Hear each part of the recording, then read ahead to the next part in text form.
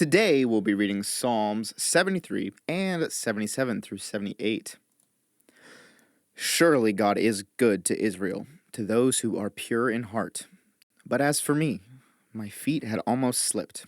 I had nearly lost my foothold, for I envied the arrogant when I saw the prosperity of the wicked.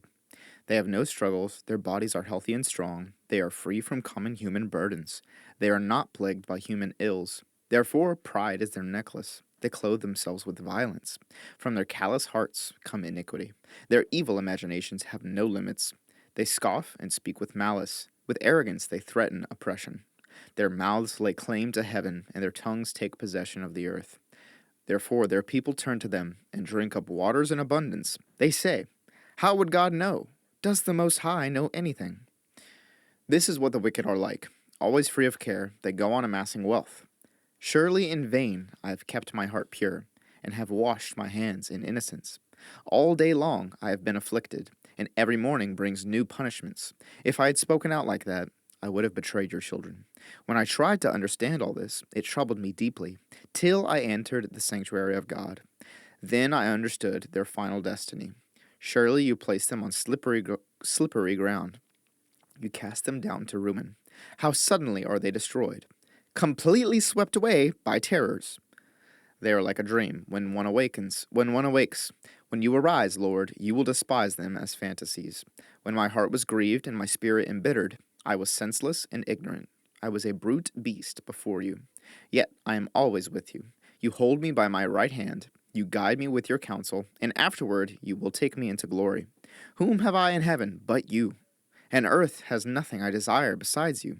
My flesh and my heart may fail, but God is the strength of my heart and my portion forever. Those who are far from you will perish. You destroy all who are unfaithful to you. But as for me, it is good to be near God. I have made the sovereign Lord my refuge. I will tell of all your deeds. Now, 77 through 78. I cried out to God for help. I cried out to God to hear me. When I was in distress, I sought the Lord at night. I sought the Lord. At night I stretched out untiring hands, and I would not be comforted. I remembered you, God, and I groaned. I meditated, and my spirit grew faint. You kept my eyes from closing. I was too troubled to speak. I thought about the former days, the years of long ago. I remembered my songs in the night. My heart meditated, and my spirit asked, Will the Lord reject me? Will the Lord reject forever? Will he never show his favor again? Has his unfailing love vanished forever? Has his promise failed for all time? Has God forgotten to be merciful? Has he, in anger, withheld his compassion? Then I thought, to this I will appeal. The years when the Most High stretched out his right hand. I will remember the deeds of the Lord. Yes, I will remember your miracles of long ago. I will consider all your works and meditate on all your mighty deeds. Your ways, God, are holy. What God is as great as our God? You are the God who performs miracles. You display your power among the peoples. With your mighty arm you redeem your people. You redeemed your people, the descendants of Jacob and Joseph. The waters saw you, God. The waters saw you and writhed. The very depths were convulsed. The clouds poured down water. The heavens resounded with thunder. Your arrows flashed back and forth. Your thunder was heard in the whirlwind. Your lightning lit up the world. The earth trembled and quaked. Your path led through the sea, your way through the mighty waters. Though your footprints were not seen, you led your people like a flock by the hand of Moses and Aaron. My people hear my teaching. Listen to the words of my mouth. I will open my mouth with a parable. I will utter hidden things from old things from old, things from of old, things we have heard and known, things our ancestors have told us. We will not hide them from their descendants. We will tell the next generation the praiseworthy deeds of the Lord, his power and the wonders he has done. He decreed statutes for Jacob and established the law in Israel, which he commanded our ancestors to teach their children, so the next generation would know them, even the children yet to be born, and they in turn would tell their children. Then they would put their trust in God, and he would not forget his deeds, but would keep his commands. They would not be like their ancestors, a stubborn and rebellious generation, whose hearts were not loyal to God, whose spirits were not faithful to him. The men of Ephraim, though armed with bows, turned back on the day of battle. They did not keep God's covenant and refused to live by his law. They forgot what he had done, the wonders he had shown them. He did miracles in the sight of their ancestors in the land of Egypt, in the region of Zoan. He divided the sea and led them through. He made the water stand up like a wall. He guided them with the cloud by day, and with light from the fire all night. He split the rocks in the wilderness, and gave them water as abundant as the seas. He brought streams out of a rocky crag, and made water flow down like rivers. But they continued to sin against him, rebelling in the wilderness against the Most High. They willfully put God to the test by demanding the food they craved. They spoke against God. They said, "Can God really spread a table in the wilderness?" True, he struck the rock and water gushed out. Streams flowed abundantly. But can he also give us bread? Can he supply meat for his people? When the Lord heard them, he was furious. His fire broke out against Jacob, and his wrath rose against Israel. For they did not believe in God or trust in his deliverance. Yet he gave a command to the skies above and opened the doors of the heavens. He rained down manna for the people to eat. He gave them the grain of heaven. Human beings ate the bread of angels. He sent them all the food they could eat. He let loose the east wind from the heavens, and by his power made the south wind blow. He rained meat down on them like dust, birds like sand on the seashore. He made them come down inside their camps, all around their tents.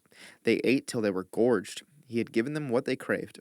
But before they turned from what they craved, even while the food was still in their mouths, God's anger rose against them. He put to death the sturdiest among them, cutting down the young men of Israel. In spite of all this, they kept on sinning. In spite of his wonders, they did not believe. So he ended their days in futility and their years in terror. Whenever God slew them, they would seek him. They eagerly turned to him again. They remembered that God was their rock, that God Most High was their Redeemer. But then they would flatter him with their mouths, lying to him with their tongues. Their hearts were not loyal to him. They were not faithful to his covenant. Yet he was merciful. He forgave their iniquities and did not destroy them. Time after time he restrained his anger, and did not stir up his full wrath. He remembered that they were but flesh, a passing breeze that does not return. How often they rebelled against him in the wilderness, and grieved him in the wasteland. Again and again they put God to the test. They vexed the Holy One of Israel. They did not remember his power, the day he redeemed them from the oppressor, the day he displayed his signs in Egypt, his wonders in the region of Zoan. He turned their river into blood. They could not drink from their streams. He sent swarms of flies that devoured them, and frogs that devastated them. He gave their crops to the grasshopper, their produce to the locust. He destroyed their vines with hail, and their sycamore figs with sleet. He gave over their cattle to the hail, their livestock to bolts of lightning. He unleashed against them his hot anger, his wrath, indignation, and hostility, a band of destroying angels. He prepared a path for his anger. He did not spare them from death, but gave them over to the plague. He struck down all the firstborn of Egypt, the firstfruits of manhood in the tents of Ham. But he brought his people out like a flock. He led them like sheep through the wilderness. He guided them safely, so they were unafraid. But the sea engulfed their enemies, and so he brought them to the border of his holy land, to the hill country his right hand had taken. He drove out nations before them, and allotted their lands to them as an inheritance. He settled the tribes of Israel in their homes. But they put God to the test, and rebelled against the Most High. They did not keep his statutes. Like their ancestors, they were disloyal and faithless, as unreliable as a faulty bow. They angered him with their high places. They aroused his jealousy with their idols. When God heard them, he was furious. He rejected Israel completely. He abandoned the tabernacle of Shiloh, the tent he had set up among humans. He sent the ark of his might into captivity, his splendor into the hands of the enemy. He gave his people over to the sword. He was furious with his inheritance. Fire consumed their young men, and their young women had no wedding songs. Their priests were put to the sword, and their widows could not weep. Then the Lord awoke as from sleep, as a warrior wakes from the stupor of wine. He beat back his enemies. He put them to everlasting shame. Then he rejected the tents of Joseph. He did not choose the tribe of Ephraim, but he chose the tribe of Judah, Mount Zion, which he loved. He built his sanctuary like the heights, like the earth that he established forever. He chose David his servant and took him from the sheep pens.